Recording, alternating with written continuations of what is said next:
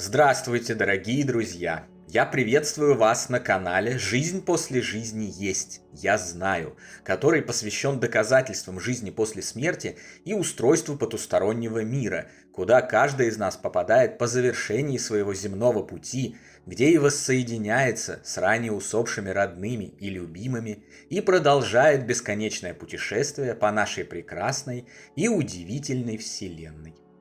Ваши вопросы вы можете задать мне после лекции в нашей приватной группе в Телеграме. Ссылка в описании, а пока начнем.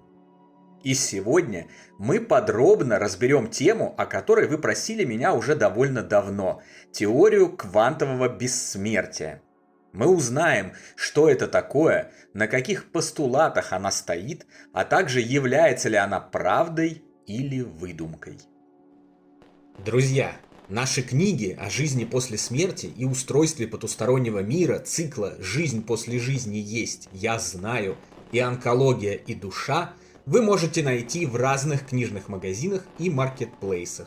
Ссылки на некоторые из них даны в описании. Мы очень рекомендуем эти книги для получения комплексных и системных знаний о том, как все устроено. Ну а теперь возвращаемся к лекции. Квантовое бессмертие – это физическая теория, основанная на многомировой интерпретации квантовой механики, предложенной физиком Хью Эвереттом в 1957 году и позднее развитая другими учеными, включая Роберта Ланцу с его биоцентризмом. Суть теории квантового бессмертия заключается в следующих положениях. Первое.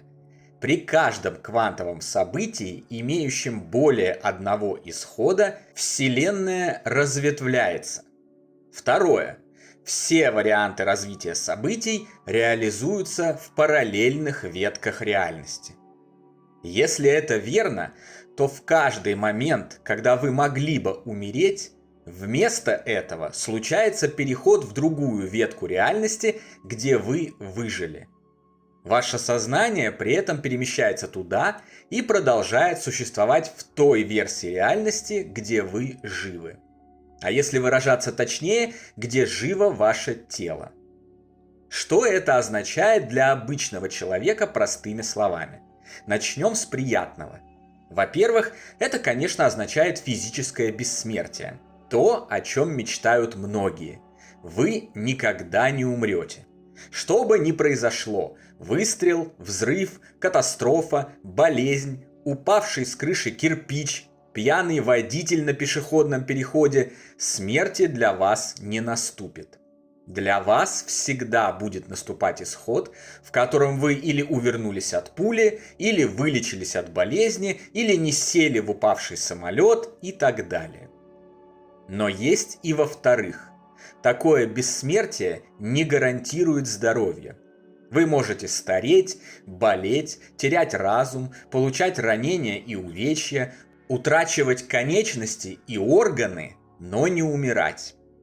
Согласно теории, получается, что после того, как тело, вмещающее сознание, достаточно состарилось или было сильно повреждено, начинается вечное страдание без смерти. И в-третьих, смерть в данной теории существует исключительно как иллюзия наблюдателя со стороны. То есть смерть в классическом ее понимании есть только для других людей. Для самого субъекта, для носителя сознания, а значит для каждого из нас, она никогда не наступает. Ведь сознание, согласно теории, не может наблюдать собственную смерть. Ваши родные и близкие в тех ветках реальности, откуда вы ушли, будут считать вас мертвыми. Они будут оплакивать вас и страдать по вам. Но вы сами всегда окажетесь в другой ветке, там, где вы живы. Звучит в целом красиво, согласитесь. Что бы ни случилось, ты живешь вечно, и ничего делать для этого не нужно. Знай себе, шагай по жизни и ни о чем не парься, ведь смерть никогда не придет за тобою. Удобно. За исключением вечных страданий от старости тела и серьезных увечий, разумеется. Но сторонники теории предпочитают закрывать глаза на это неудобство. Ведь при помощи этой теории они получают то, в чем так нуждаются – сладкий самообман о возможности бессмертия их конкретного физического тела, которое у них есть сейчас. Поэтому данная теория и является довольно популярной. Она проста, не требует изучения множества источников, проведения экспериментов и исследований, усердной учебы и напряжения мозга. Прочитал пару абзацев текста и успокоился. Все, ты бессмертен. Дело здесь все в том же фундаментальном заблуждении, о котором мы уже не раз говорили в наших книгах цикла «Жизнь после жизни есть, я знаю» и одноименном телеграм-канале.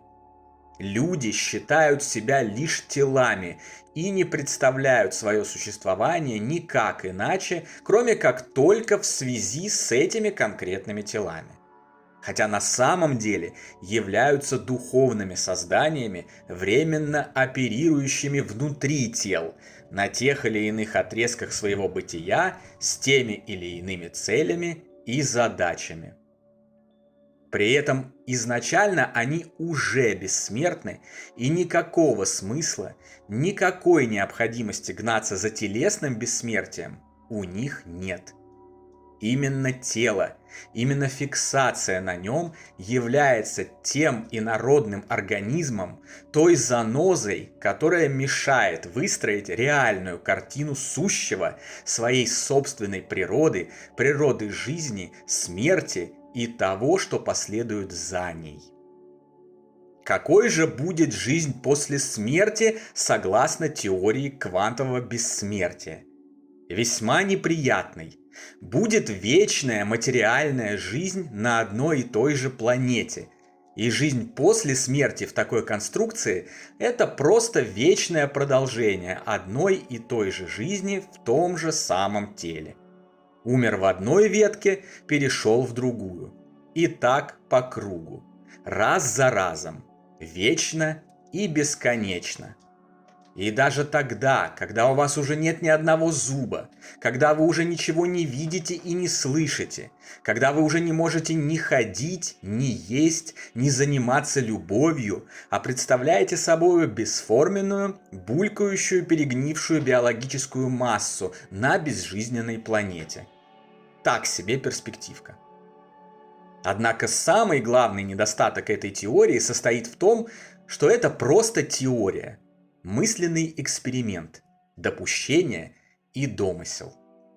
Она не может быть ни проверена, ни подтверждена, ни доказана. Ни прямо, ни эмпирически. Ни сейчас, ни когда-либо еще. Потому что никто со стороны, кроме носителя сознания, не способен получить субъективный опыт и передать это знание другим. Здесь на минутку стоит вернуться к фиксации на телах. Обратите внимание, даже основное неудобство рассматриваемой нами сегодня теории заключается именно в базировании всего на теле. Не будь фиксации на теле, и теория квантового бессмертия уже работала бы совершенно по-другому, возможно, что даже и гораздо ближе к истине. Но пока мы исходим из верховенства тела над духом, она разваливается. Проблема разнообразных теорий в целом состоит в том, что их можно придумать по десятку за каждый день. Теория не стоит и листа бумаги, на котором изложена, пока она не подтверждена. Важно то, что реально, то, что можно подтвердить, доказать и проверить. Хотя бы примерно, хотя бы увидев лишь контуры, но контуры реальные, а не лишь теоретические. Например, теория Ньютона хороша тем, что, додумавшись до нее, он ее проверил, вывел известные всем ныне законы классической механики и подтвердил их практически. Теория относительности Эйнштейна отлично подтверждается математически, формулами. И даже теория эволюции Дарвина неплохо подтверждается эмпирически, через наблюдение за живыми организмами и сбор ретроспективной информации. К сожалению, в мире, где физики и другие ученые получают огромные деньги за штампование всяческих теорий на протяжении целых десятилетий, мы отошли от этого очевидного понимания и во всем, что нам пока неведомо, оперируем множественными, чаще всего непроверяемыми теориями. Теория Большого Взрыва, теории природы гравитационных сил, черных дыр, космической инфляции, космических петель, струн, кротовых нор, панспермии, первичного бульона, симуляции и так далее и тому подобное. Как бы ни было обидно их прославленным в научных кругах авторам, все это лишь недоказуемые домыслы. Поэтому и теория квантового бессмертия, которая, возможно, красива, удобна и для кого-то даже желательна, но с точки зрения реальных практических знаний о продолжении жизни сознания после смерти тела, не дает нам ничего. В отличие от массива информации об исследованиях умирания и тем, что следует за ним при осознании себя не временно живущей биологической массой, но бессмертным сознанием, мыслью, духом или душою, если хотите.